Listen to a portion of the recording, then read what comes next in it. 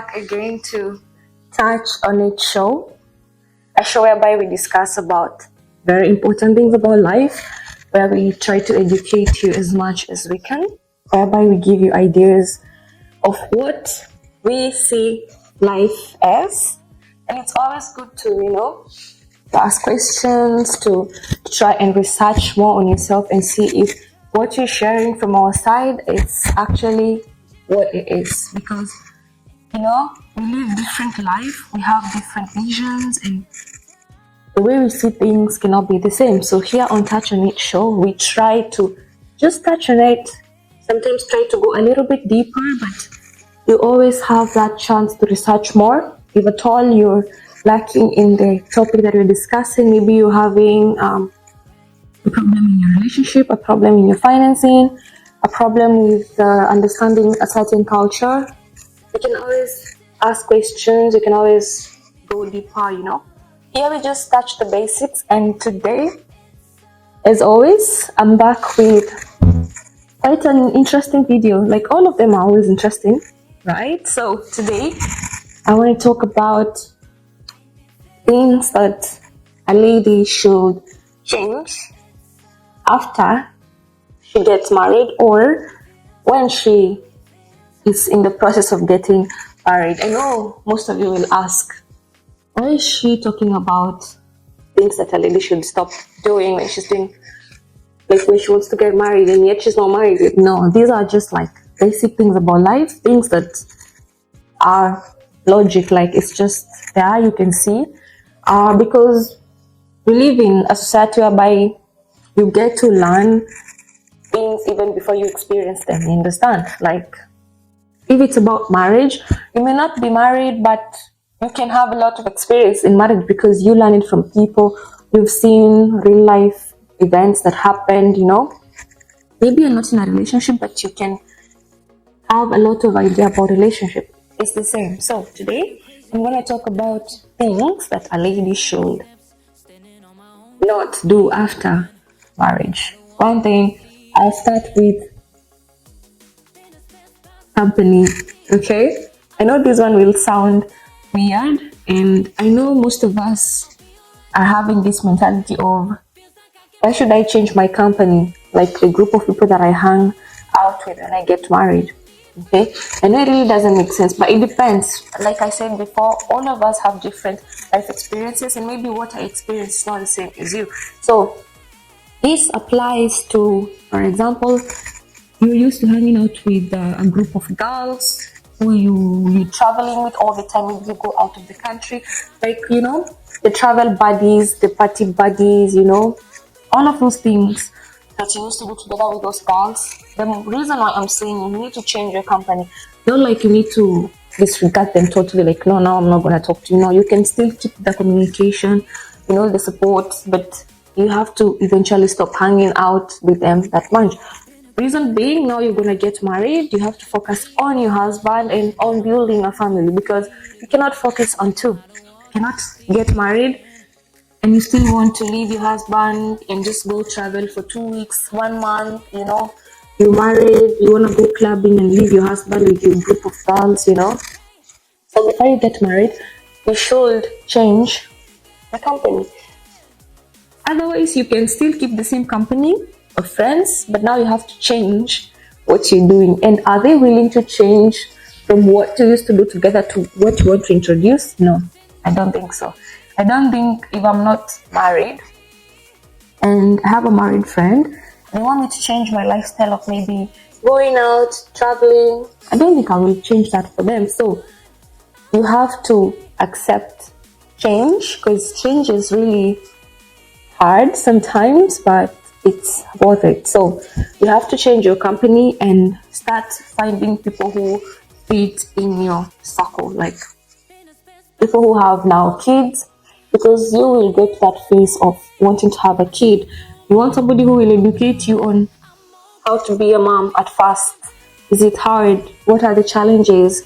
How are you going to prepare yourself mentally, physically? You're going into a very, very crucial stage in life. So you will not want to keep that company of girlies again, okay? And I don't mean you disregard them negatively. No, you can just They will gradually see the change as well. Another thing is this will vary from one person to another because people are different. So it's all about dress code. Okay? Same. When you get married, you do not want to wear those party dresses again, like the night wears that you used to wear when you're going to the club, when you're going to party, those dresses, you know what I'm talking about. So when you get married, you have entered a new phase of life. You're about to be a man. You're about to be looked by now a new family. You will have a new mom-in-law or new sisters-in-law, new brothers-in-law, and your image to them will really say a lot. You don't want to walk across your mom, or you don't want to walk into your mom-in-law wearing that skimpy short, showing all your legs, showing all your cleavage, like halfway naked, and you're approaching your mother-in-law or your brother-in-law, you understand? So once you get married, you're introducing yourself to very new people, new environment, and changing your dress code doesn't mean you're weak or you're forgetting yourself or trying to be someone else. No. Dress is somebody's choice and you choose how to dress. So if you change your dress code, it means you have respect for yourself and for those people. When you're not married, when you're single, yeah, you can wear the way you want. You can go party outside, dress according to what makes you feel happy. But once you enter the phase of marriage, it's very important to watch how you dress. You don't want to go to those family gatherings wearing a booty short and a crop top, and everybody will be like, oh, you know. Same when you have your kids, you don't want to go swimming with them. Maybe you are going out to have some fun with your kids, and you're just wearing bikini two-piece and you're a mom. Okay, you have to try as much as possible to show less of your skin, because it should be like that actually, because it will portray respect to your new family, to your kids, because you're about to be a very new person. You will be a role model who will look up to you. You'll have kids who will look up to you. So what example do you want to portray? You will not have a teenager daughter who found you wearing skimpy clothes and she's wearing the same, and you're trying to tell her, no, you cannot wear that. That is too short. You cannot do that. And she'll answer back, but mom, you do the same. You understand? That is why it's very, very important to change your dress code when you want to get married or after you get married. Try buy those fancy casual. We have casual, very nice clothes, dresses that cover you or they look presentable. Shop for them.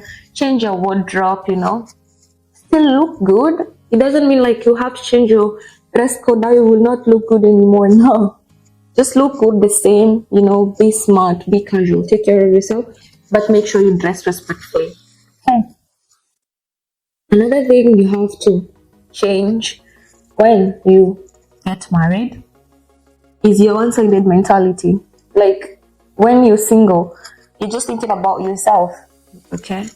Some of us even we have family, we do love them, we talk to them, but we do not when you're single, you're free. Like it's just you and your world.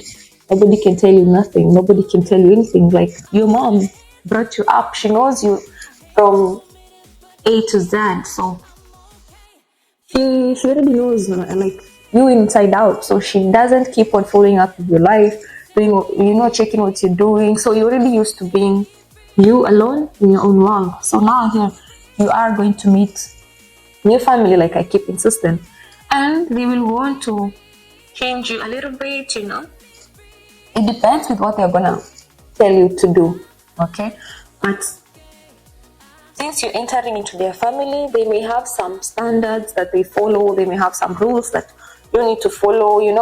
And it's best when the man that you're gonna marry should tell you, like, my family is like this. Are you willing to compromise and fit in?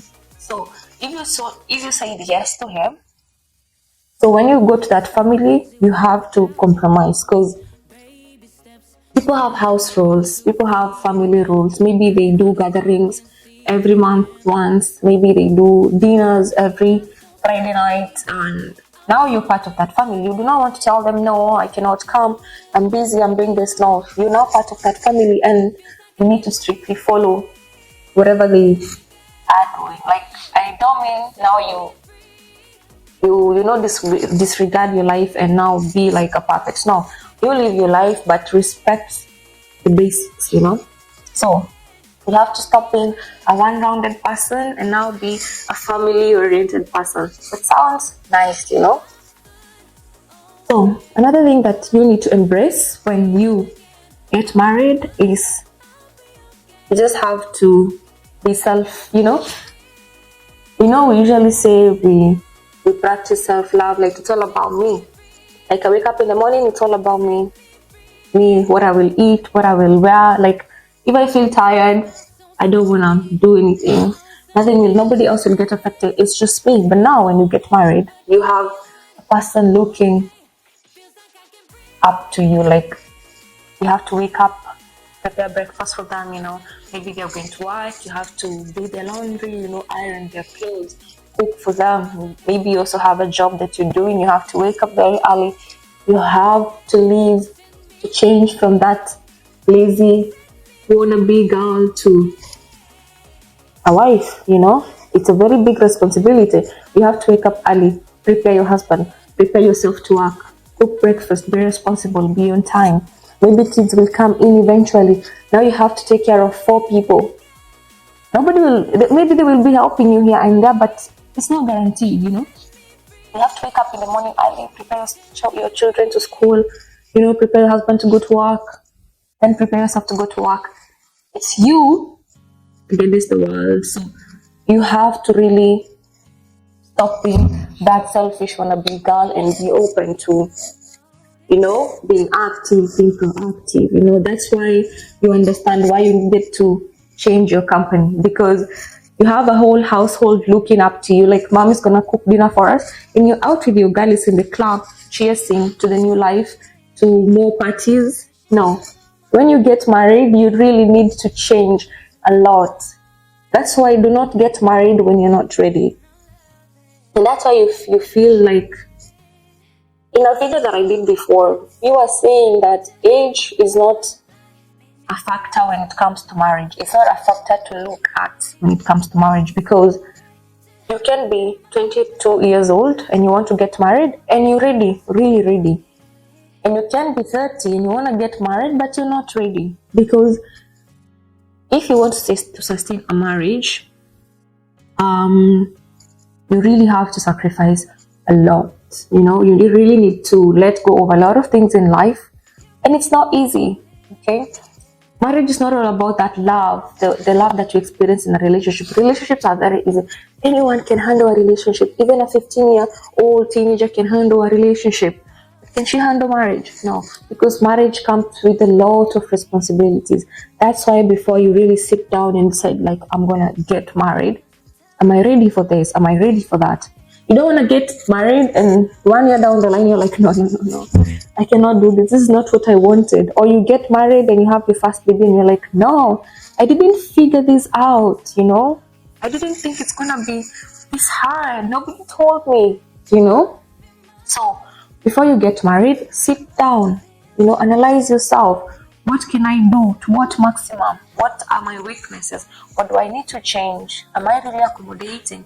Am I going to accommodate the new family members? Am I really going to love my husband all the time, even when I'm exhausted from taking care of 4 kids? Will I be grumpy the whole day because I'm tired? No, you have to live normally. Even if you woke up at 3 a.m. to prepare the whole household, and you're going to work at 8 a.m. and you have to finish work at 6 p.m., come back home, do the same every single day on repeat. Are you ready to do that? So now we go to the next point. Before you get married, it's very, very important for you to seek advice from people who have been there or people who are there and are already doing good. This is always advisable to get advice from your guardian. If you're a girl, you can get advice from your aunties or your mom, or if you have big sisters who are already in marriages, or friends who are doing well in marriage, avoid seeking advice from just anyone. Okay, because people can mislead you. Remember, like, you do not have any experience to what you're going to ask about. So anything they tell you, believe it. So make sure if you're going to ask for advice, it's coming from really a person who, even when you look at them, you're like, yeah, it's true, you know.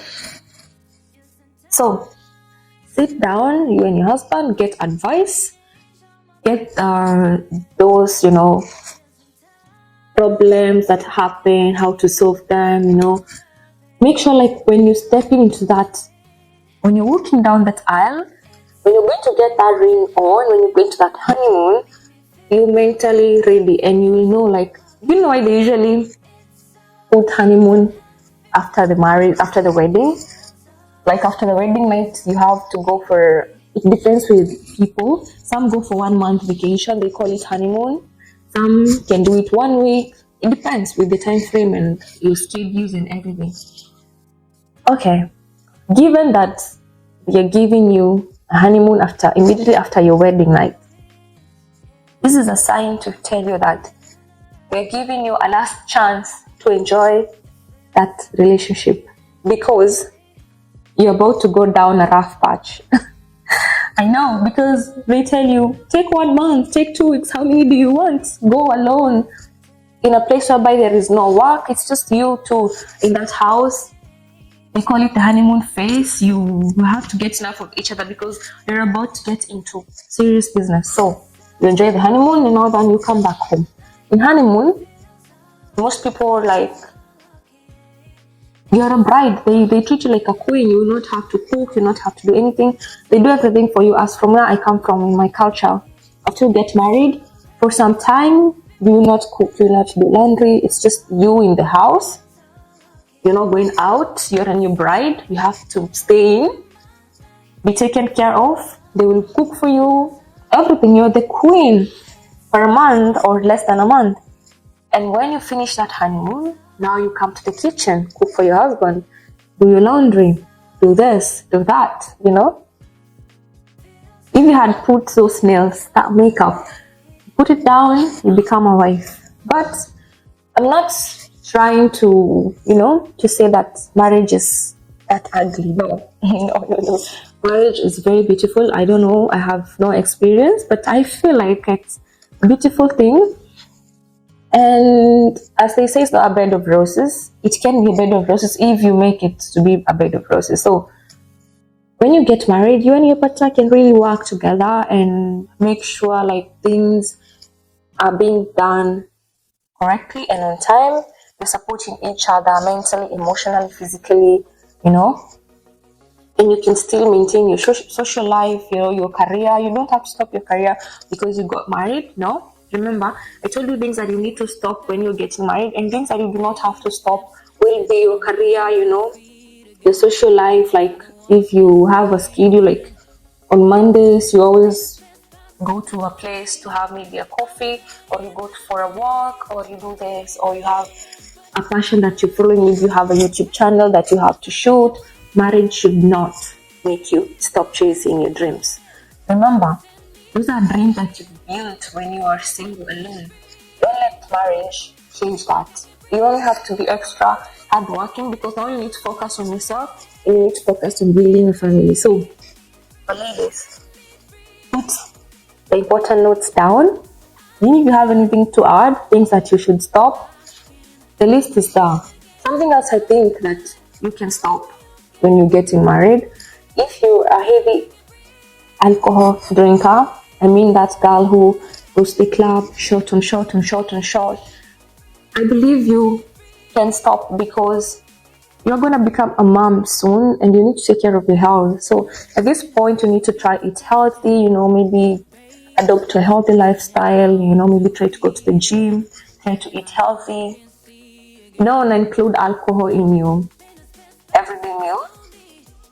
Maybe for those who love drinking wine, you can take a glass, maybe once in a while, You're not drinking to fall down, and you're somebody's wife and you're there drinking. No, you need to stay focused. You don't want anything distracting you. You're somebody's wife, and they're in the office. They're expecting to go back home to their wives. They're coming to find a wife who is drunk with the alcohol in the fridge. You're waiting to come from work and drink. No, you're coming from work to take care of your house. So if you are a heavy drinker, you can consider stopping to drink or to smoke. It's not really advisable when you are somebody's wife and somebody's mom. This is my opinion actually, and this is also something that people will advise you not to do, because substance intake can change your way of doing things. Your behavior can be violent. People who are drunk, they get violent. You don't want to bring violence into your house, And if for the men as well, if you're drinking and you getting married, you can really stop. That's not something I really advise. But I said, you can have it once in a month. You can meet your friends and have some shots, but it's not a daily basis things. Like when you're single, you go out every day after work and you're drinking, you're going home, you're waking up, going to work. No. When you're married, you are a person who's holding a lot of responsibilities. A lot of people are looking out for you. Remember, I told you, you have a new family member. They want to see you. Remember, you do not want to embarrass your husband to the family. Like, what kind of a girl did she bring here? A girl who dresses like this, she drinks, she's always out clubbing, she's irresponsible, she doesn't know how to take care of herself, You don't want to bring that bad reputation into your new family. So it's better that you change, take those new habits. If you're this kind of a girl who lives in a messy place, like everything is there, you do not even have an alignment. When you get married, you really have now to train. Take classes of how to arrange your house, how to arrange your room, how to arrange your clothes, how to iron, how to cook, You need to learn all of these things, because nobody's going to do those things for you. And you don't want to live in a house that looks like a mess. You have to wake up every morning, make the bed, arrange, clean. You want your husband to live in a very clean house. You don't want him to be leaving work and he will go stay in a cafeteria until late night because he doesn't want to come back to a dirty house, a house that is not arranged, a house that is not clean. Maybe you cook food that is not even worth eating, So trust me, marriage may sound like something very easy. I will get married tomorrow. It's just staying in the house, like the way you used to stay when you were in a relationship. Like, he can cook his food, I'll cook mine, or I can just buy some snack. He can order, No. You have to do those responsibilities, It's a big step. It's a really, really big step. And if you're out there watching me and you're planning to get married soon, wish you all the best. Good luck. It's really something good that you will get married, but consider the things that I have spoken about.